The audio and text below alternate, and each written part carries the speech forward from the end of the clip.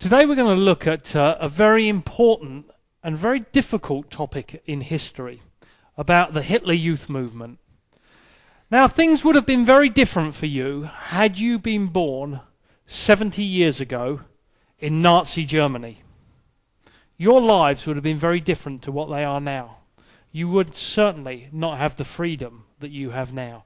You would not be able to do and say with as much choice as you have now.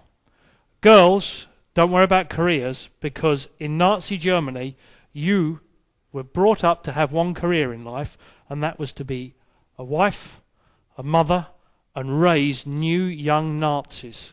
There was no careers in business, in industry, forget it. So by the end of this short lesson, we hope that you'll all understand what the purpose of the Nazi youth groups were, and how young people's lives were carefully controlled. And that was the focus. No freedom, your lives were controlled by the Nazis. And you did not resent it, you did not hate it, you accepted it because it was the way it was. No different to the fact that you get up in the morning and go to school and you just accept that's the way it is. You would have accepted Nazism in Nazi Germany in the 1930s. Because we have so much freedom now, we find it perhaps a little difficult to consider. The leader of the League of German Girls quoted this: "Boys we raise as political soldiers, and girls we will raise as their comrades. We must teach girls to be wives and mothers and to breed the next generation, and that's all." Frightening times, and so different. Yet the domination by Adolf Hitler was legendary.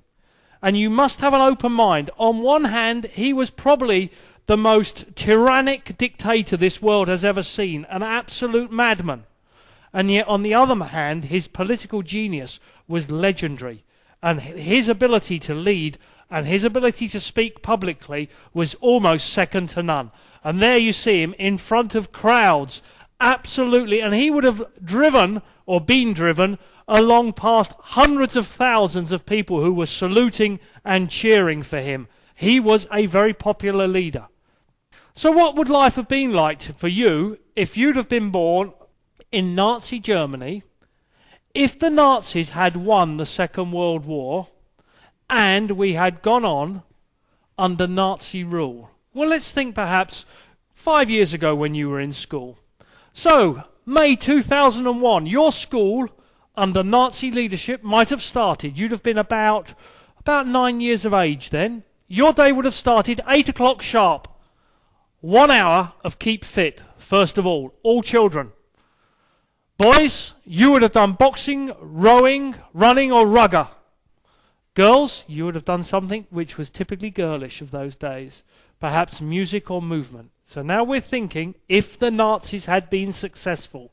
So we were going back in time when Nazi Germany was powerful in the 1930s, when the Hitler Youth Movement was powerful, but now we're contemplating how it might have affected you if the Nazis had won the Second World War. Sammy, a question.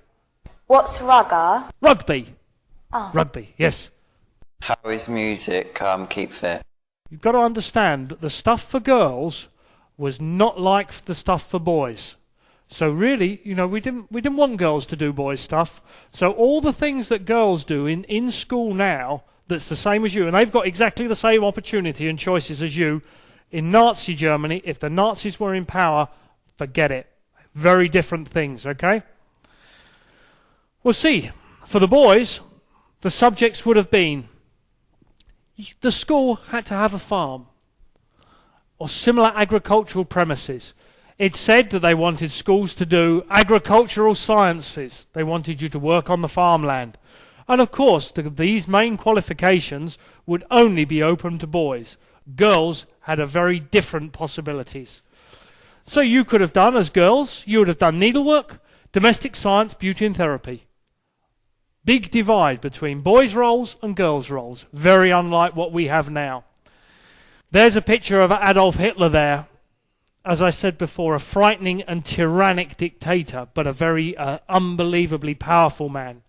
He said, and I'll quote this, "It is our wish and will that this state and this Reich shall endure in the millenniums to come.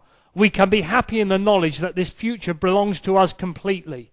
While the older generation could still waver, the younger generation has pledged itself to us. It is ours, body and soul. By that, he had some doubts about the older generation who knew the pre-Hitler days, that had their own ideas of the old ways, but he knew that the young people had been indoctrinated into the Hitler Youth and the Hitler way of life. So it was a very different time for young people in Germany, but they didn't resent it. They actually, for the most of them, and I've seen interviews recently of men who are now in their 80s who liked the Hitler Youth movement, and they accepted it and they enjoyed it. No different to the way that you as young people today accept the freedom that you have and you accept the school system that you have. Very different indeed. Always bear in mind, a very open mind about when you talk about Nazism. If you ever consider the way things were, it was without doubt the most evil thing that perhaps the 20th century ever witnessed.